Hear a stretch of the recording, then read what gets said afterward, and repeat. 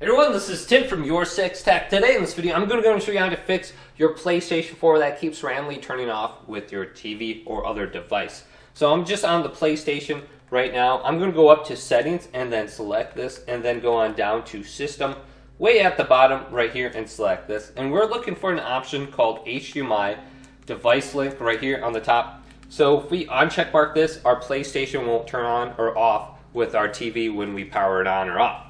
Now, if we do have this on check mark, I won't be able to use my remote as a controller on my PlayStation. So you can see I'm moving up and down and I'm able to control my PlayStation.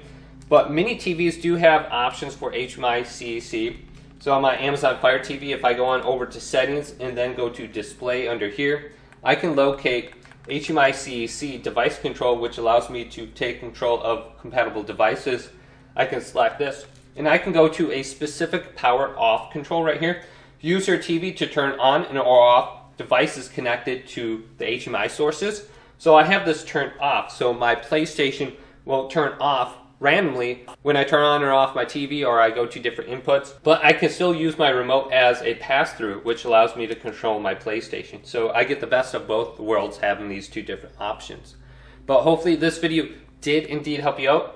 If it did, leave it a big thumbs up and subscribe to my channel down below for more tech up videos coming up next on YourSixTech.